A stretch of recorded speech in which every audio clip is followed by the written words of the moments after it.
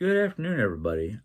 Excuse me, my throat's a little scratchy, and it only just started a few minutes ago, and I hope it's not what I think it is. I hope it's just part of my allergies. Because if it's what I think it is, I'm going to be sleeping in the living room or wearing a mask because strep throat has started being a problem here in Rolla. And I've had the cough for a couple weeks now, so I thought it was bronchial, but my throat hasn't really felt scratchy until a few minutes ago. And I think it's because I'm coughing because of my allergies. And my allergies got my bronchial problem started up, so I might have to go take my inhaler. But anyhow, this morning, this week, let's not just talk about this one. Let's talk about this week. This week has been, I want to say, touch and go. And what I mean by that is either myself or Jerry has been not feeling good.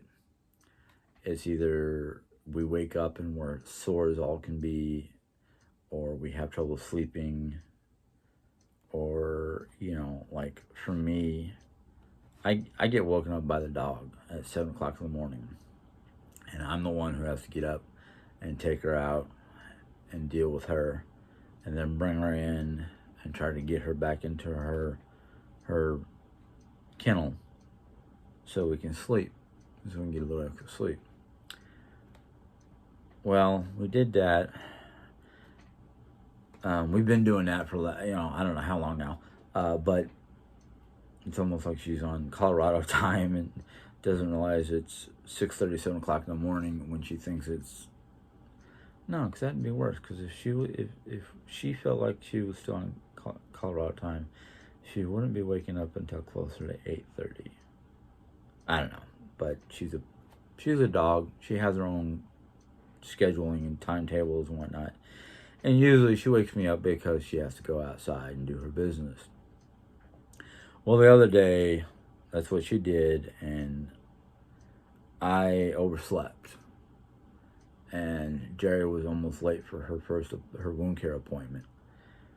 She went without me because it's like wound care is like they're just going to go in there and they're going to look at the wounds and decide what they need to do and medicate it and slap big old gauze pad on top of that and send her on her merry way. Well, I wanted to go in with her to see her oncologist. Well, Mom also needed to pick up glasses, the new pair of eyeglasses. So we all went to the Mercy Center because that's where everything was. And Mom got done with her glasses, first. So Jerry was like, "Why don't you go see Mom's done with her eyeglasses and go take her home?" I was like, "Okay, sure, no problem."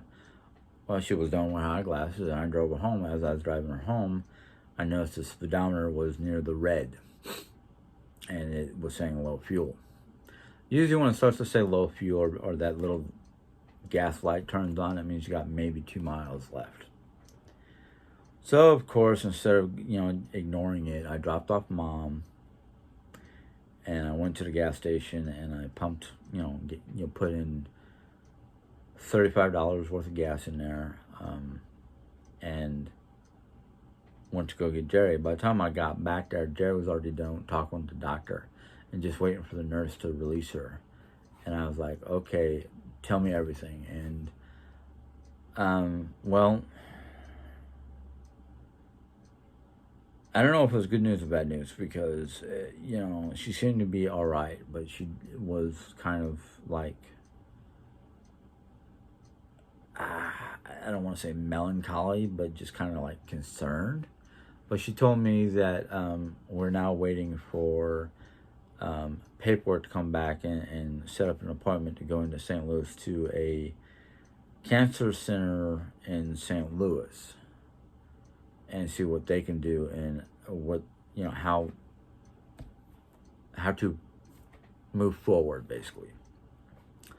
And when we got home, we started talking about cancer centers in, around around the U.S.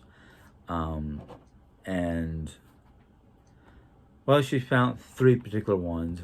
One was in Carolina, Duke University. The other one was somewhere in Texas, and then the other one was up in Minnesota.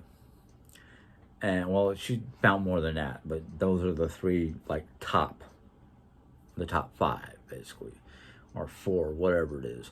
Um, so we started talking, and when we got home, she goes, "Let me do some research, basically." Well, she found out that there is a number of different cancer centers in Denver. And I was like, well, the only problem I see with that is if we live anywhere close to Denver, it's going to cost us more money than what we want to deal with. And it's going to be colder. And, during the summer, it's going to be nice, but in the winter times, it's going to be frigid. And she goes, well, I'm not thinking about moving to Denver. I'm just thinking how we can juggle Denver. And I said, well, we could move to like Colorado Springs, and it would cut some time down, because we know it's about 45 minutes from Canyon City to Colorado Springs. Well, she clocked it and she did all her research, and she says, well, it would be about a 45, not a 45, excuse me.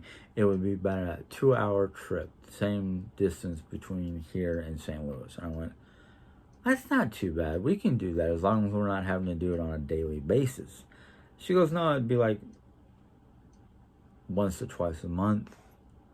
We can use the hospital in Canyon to do the basic work, but having to go up to Colorado, to Denver for the major work. And I was like, okay, if you're sure we can do this.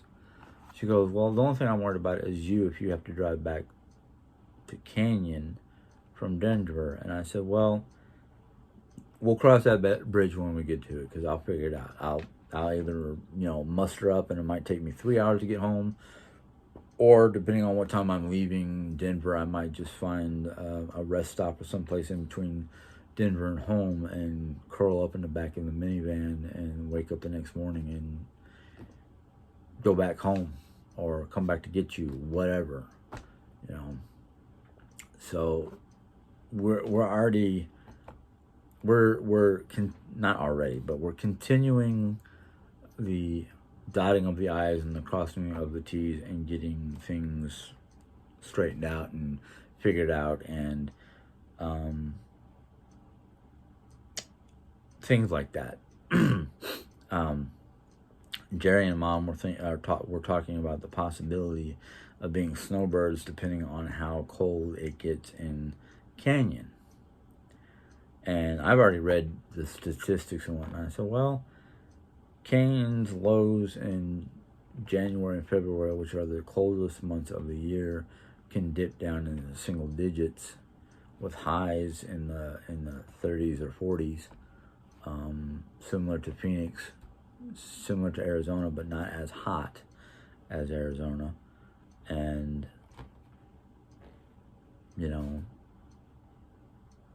so we're still working on that project, and I have a feeling that project is going to be something we're going to be touch and go on until we finalize all the stuff here in Rolla, which includes finish up the purging and cleaning, doing the yard sale. I'm hoping to have the yard sale by mid to late August, hopefully.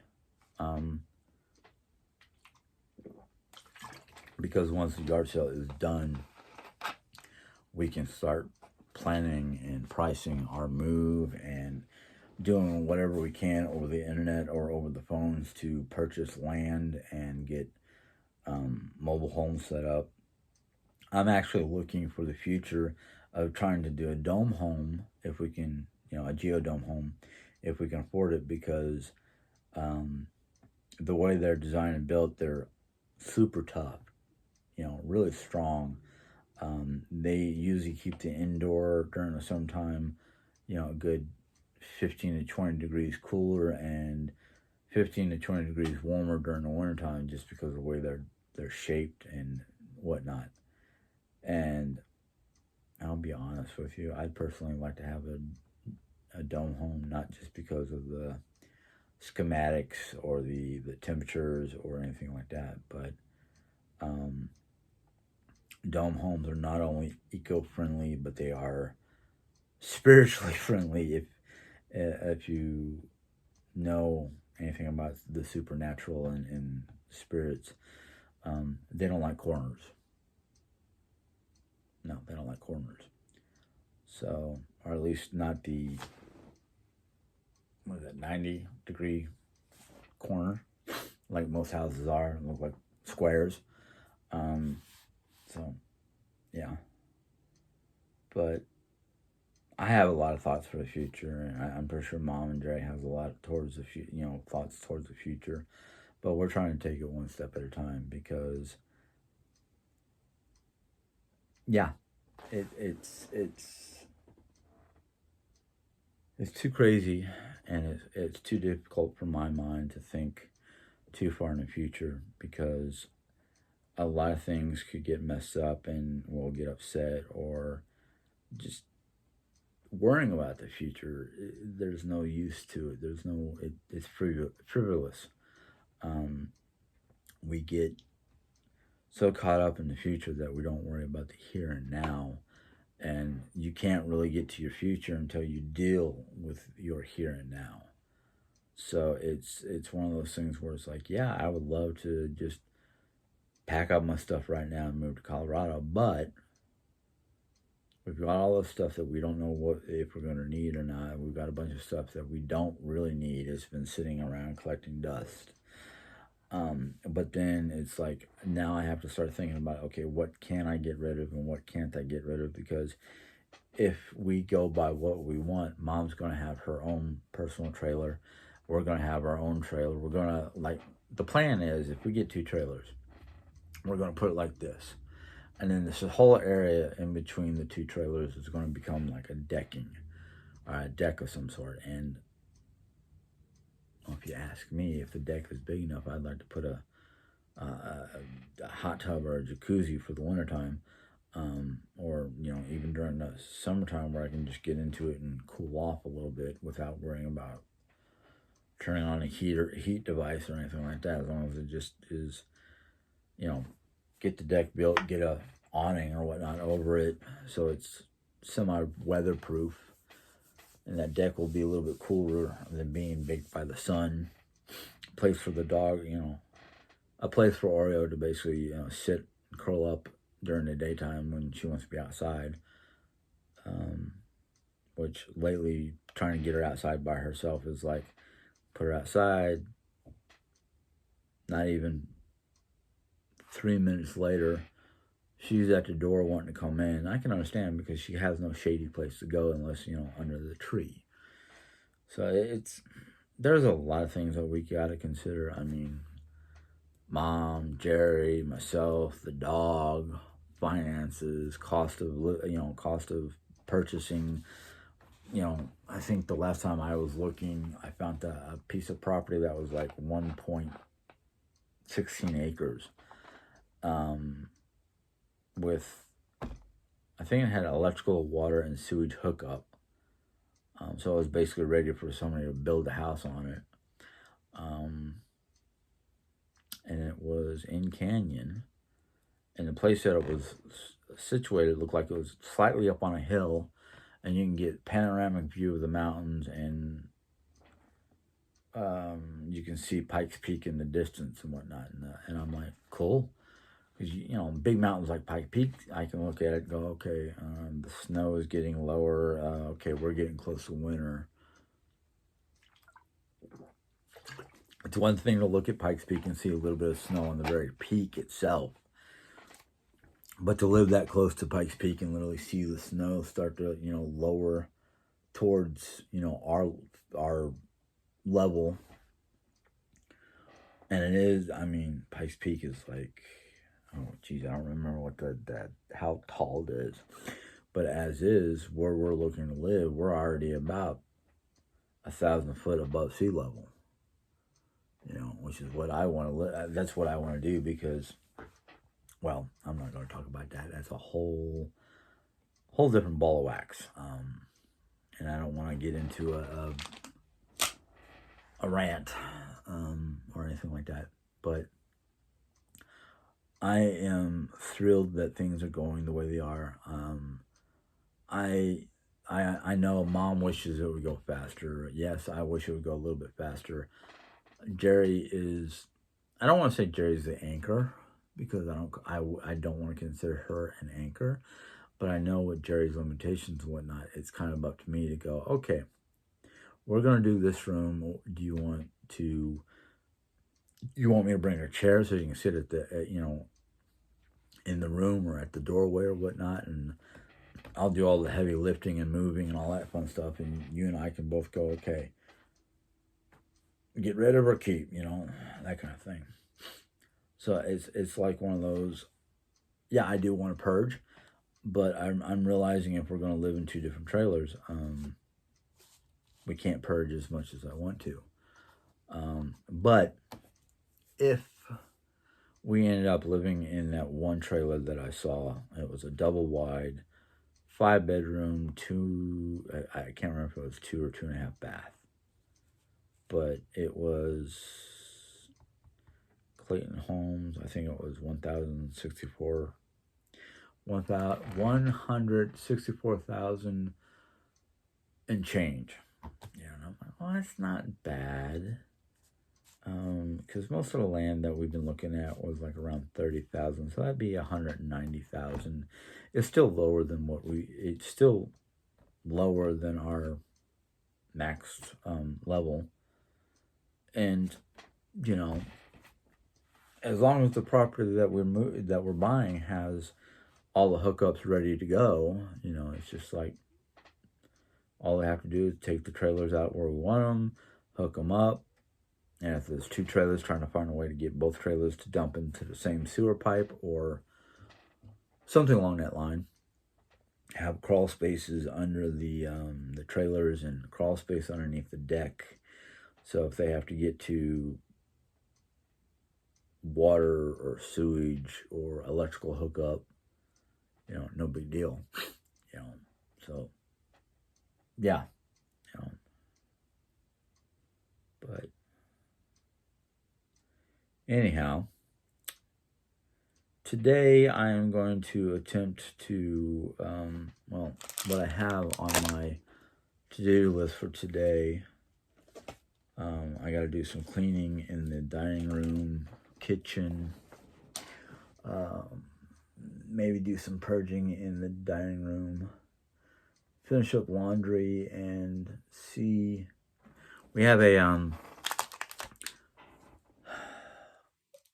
we're paying for a T-Mobile router. So you gotta set it in a certain place, get it all connected. Probably put the develop jump boxes or whatever they're called to get internet throughout the whole house. And it's supposed to be a 5G unit.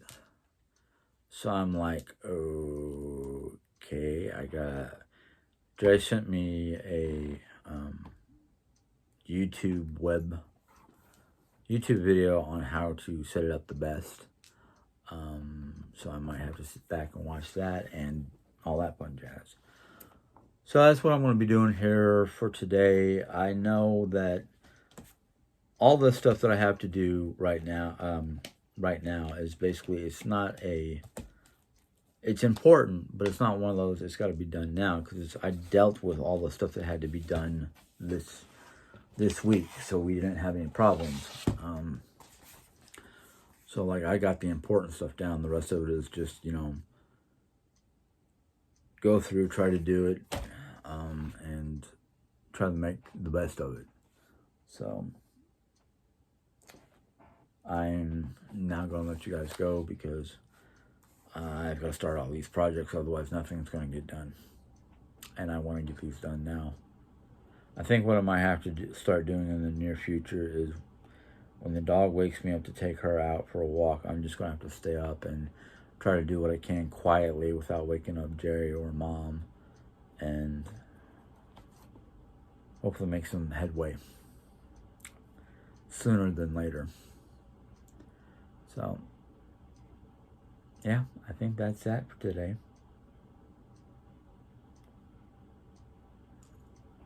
Yeah. All right. On that note, I bid you guys a good day. If you like this video, you can give it a thumbs up. If you have any questions or comments, go ahead and put them in. I will deal with them when I see them. And if you're not a new subscriber and you want to be, you can click on the subscribe bell and then click on the subscribe button and then click on the bell. Once you click on the bell, YouTube will let you know when I put in my next video. So until next time, you guys have a good day. Bye.